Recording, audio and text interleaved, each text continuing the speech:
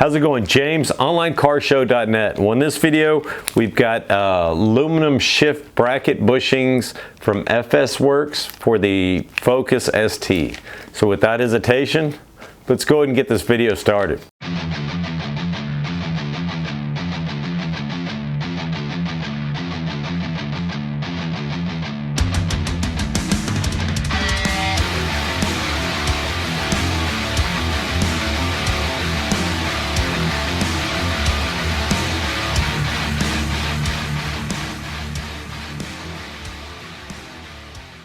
All right, well, we got the aluminum shift bracket bushings from FS Works. What these are basically, it's a solid bushing instead of a rubber one that's on the car.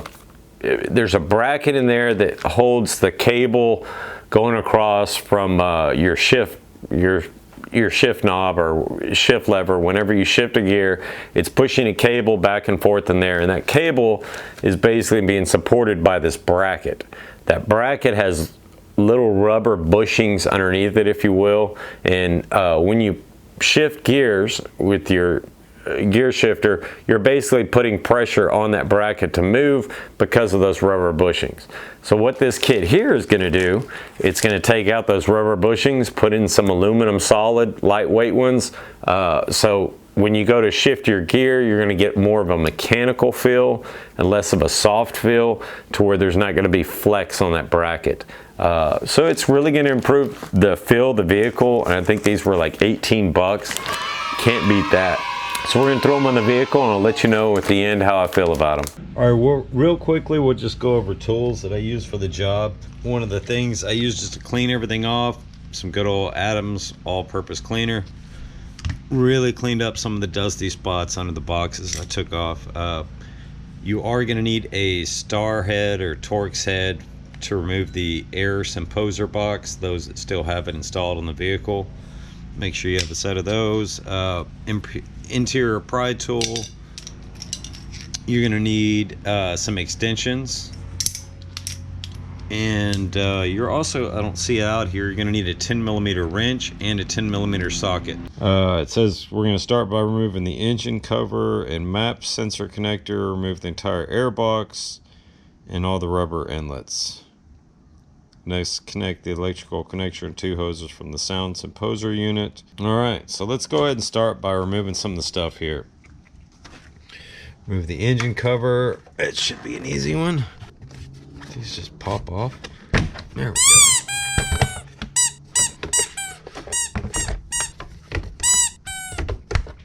go. Well, take the engine cover off. Get this last little, oh, there we go. Ooh, it's nasty. I'm gonna clean up under there too. Engine cover simply from the four corners. Next, disconnect the map sensor connector and remove the entire air box and rubber hose from the inlet tube. So we're definitely gonna have to remove this weird funky tube, which I'm not a big fan of. It's loose as it is somehow. Don't have that quite in right.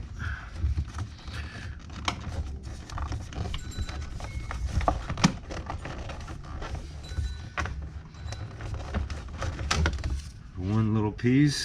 Get your tubes off. And go ahead and just take that off. You can start seeing stuff in here now. Map sensor disconnect. All right, so that's right here. Map sensor that he's talking about, I believe, is right here.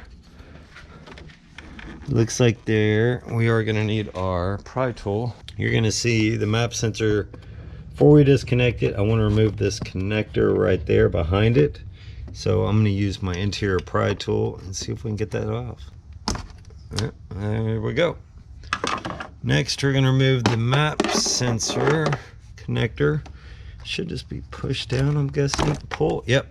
You're just going to push down on this little connector piece right there and pull it out. Did hurt my fingers a little bit. Be careful. You might wear gloves. I'm guessing we're going to have to get to this bolt. There's a flathead screwdriver. We're going to need to take this off. Let's see where else the airbox is connected, but I'm sure it is. Ooh, maybe it's not. Alright. Looks like we've got two little things that's connected in, one right here, one behind here, and we're going to loosen this first and take off the tube. That's the second tool you're going to need. So far, just an interior pry tool and a flathead. It is kind of fun getting in here, depending on where that thing lies, but just take your time. You'll get it. You can also take off the airbox cover, that might help. Some movement. Alright, she is loose now. So, if nothing else is holding it, it might just pop out. Let's see, this one, it looks like it's hooked in that way, so it's going to need the box. Let me show you. It looks like that is hooked this way. I've got this loose now, and behind here it looks like it's just going down, so we should be able to pull up, push that way, and pull out. Maybe. I might take a pry tool in there, push on it a little bit.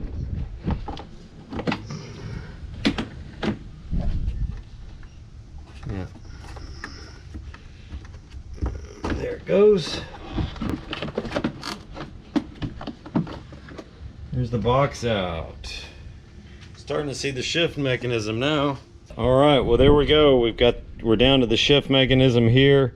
The mod I'm doing in the future is going to be replacing this rubber bushing and helping with some of it. That's how it shifts the gears right there.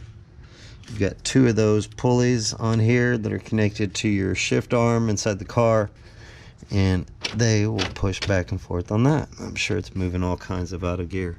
For this mod, next we're going to move on to taking off. I may go ahead and get this out of the way too. It wouldn't hurt. It's just a flathead right there. And then we're going to move on to the battery cover, which I guess I could go ahead and start on. We are going to have to totally remove the battery to get to this one. The bracket we're trying to get to is back in there. And the sounds imposer's in here somewhere. I guess we will see it coming up pretty soon here. I'm eventually gonna, you can delete that kit eventually too. This comes off, we'll probably have to take that off along with the battery. All right, well the next step is gonna be just a standard 10mm wrench, and we're gonna take both the battery terminals off, get them out of the way, and then take this box back. You wanna take off the positive first. And try not to hit your wrench against anything metal while hitting that.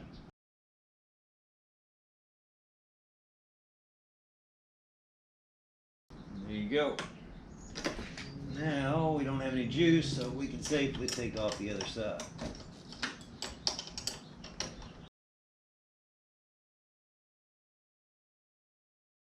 Alright. Next, we need to take off the bracket going across the top. Should be a 10mm.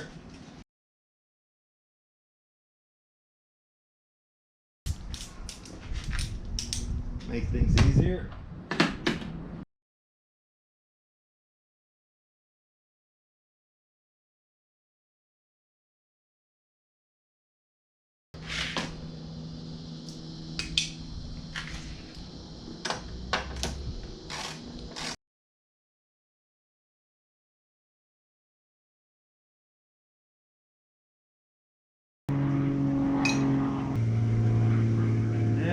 Should be able to pull some of this back.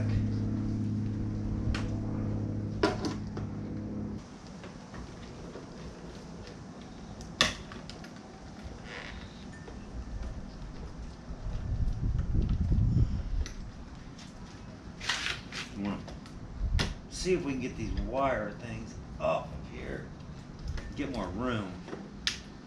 We're going to have to take that box totally out.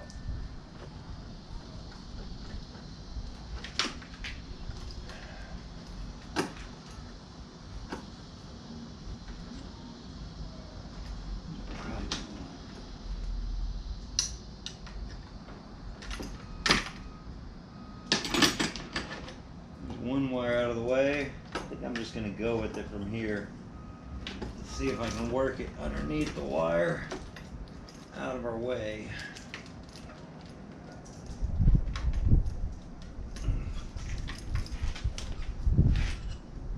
Maybe. Yeah. Alright, now I got a little room to work with. Nope, we're gonna take our battery out.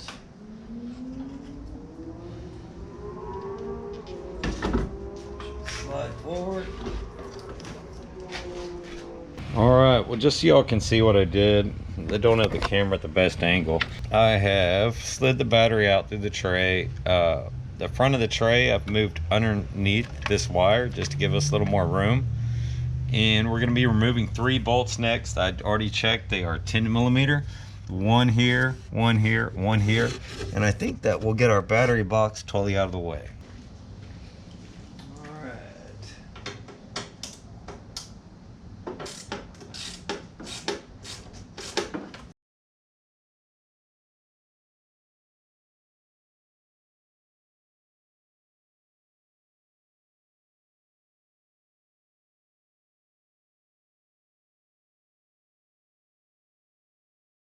One.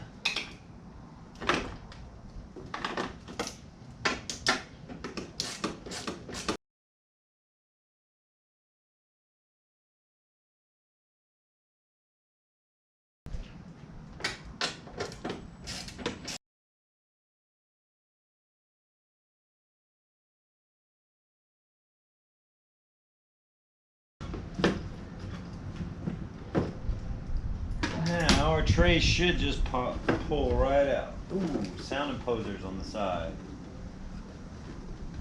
It looks like we got a Torx head.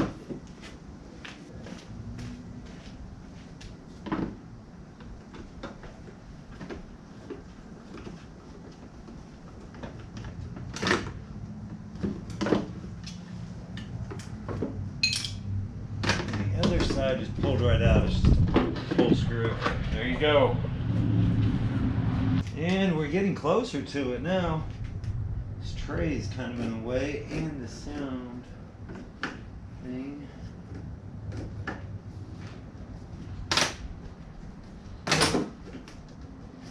Worthless piece of cord.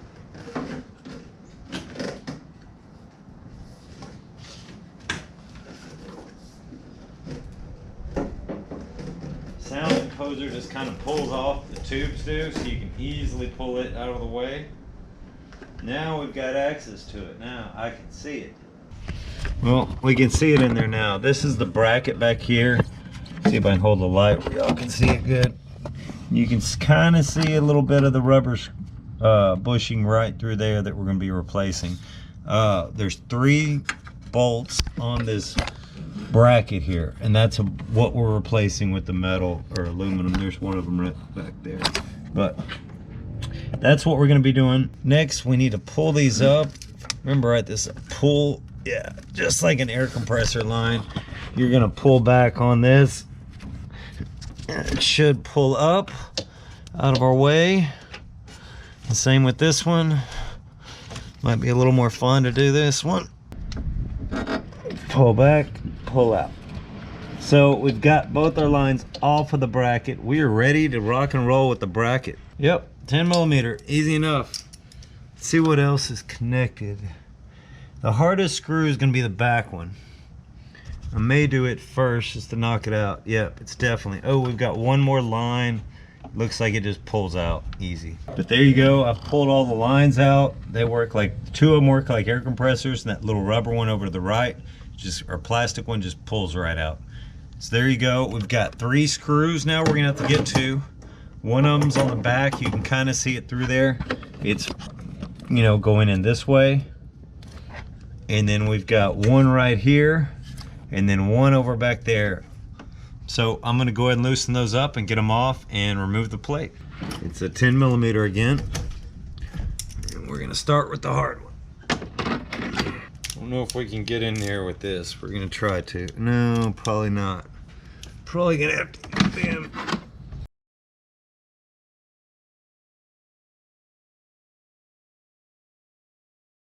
Rubber makes it easy because it doesn't really tighten. They didn't over tighten because they didn't want to over tighten the rubber. So at least it's not going to be a stingy bolt for you. It'll come out pretty easy.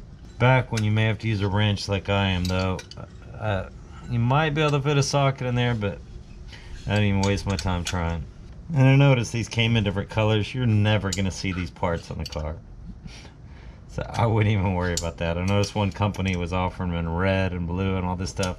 You'll never see this part on the car. Not even worth worrying about the color. Aluminum's nice, I guess, because it's lightweight. But then again, these are really just washers. So how much weight is that really going to add? There's one. Other two, I might be able to ratchet out. One of them, I know I'll be able to. Maybe I'll go for the harder one first.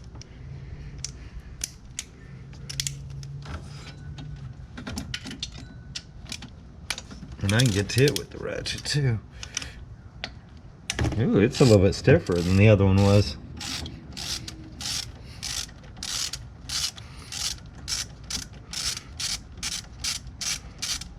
Try to remember how they were torqued and just torque them back the same way. That's what I'm gonna do. They're definitely not over tightening them. These are aluminum. Looks like it's screwing into aluminum, so when we put this back, you definitely don't want to over tighten. I just go with what they did. Feels like it's, I don't know, 40 pounds or so. 35, 40 pound maybe torque. There you have it. That's what we're going to be dealing with. See, it's one of the mounts. It's that side mount I'm going to have to put back. Is we're going to remove these washers. And I saw a guy online that you just take the center out and then the rubber should remove. Saw a guy online that used super glue to keep these in while he was doing it. I'm going to try not to do that and just try to do one at a time maybe. I don't know. But it is going to be interesting to try to get these on. I might do the super glue method. We'll see in the end. Got them all out. One good thing is it looks like these are all the same size and width. So it shouldn't matter what goes where putting it back.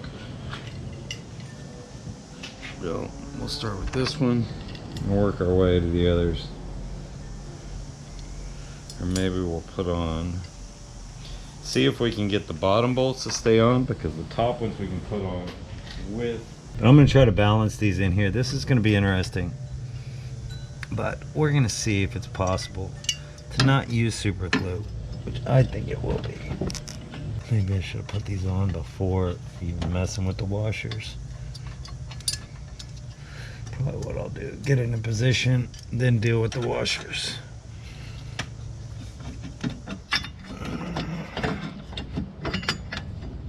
How do I have this crossed? There we go, now I'm back underneath. That is how the screws line up right there. So we're gonna try to do it without any super glue and see what happens. Alright, since the battery died, I'll go over with y'all what happened. I'm getting some issues with the GoPro, sorry about that, but we're at the end of the video anyways. All I did basically, I was able to get the screws in and the washers. You might still use the super glue method. Probably took me the same amount of time either way. Just put everything back the way you got it and you should be good. Just do the reverse of how you took it apart. Now as far as feel goes, and I guess my end review of this is honestly one of the best mods I've done for the least amount of money. It's instant feel. There's not a whole lot of play anymore in the there's still some there, but it just feels more mechanical, more solid. Really added some stiffness, and I love the way it feels now shifting the gears. So I highly recommend anybody with a Focus should do this one, definite. You will feel it instantly just when you touch the shift knob for the first time. All right, well that install, it did take a little more time. You had to take off, you know, the cold air intake in the battery box, but very easily doable in an afternoon, you know, take you an hour or two at most. And I recommend this for 18 bucks. It really added a really cool mechanical feel to the shifter. I think improved the shift feel of the car.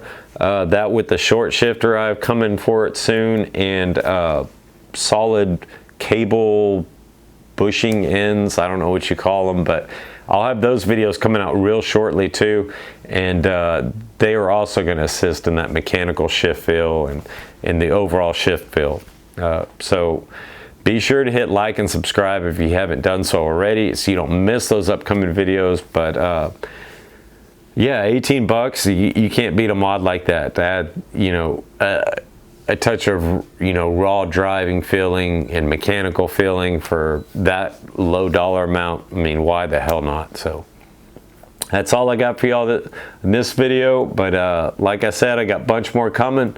So I hope all y'all have a great week, and thanks for watching.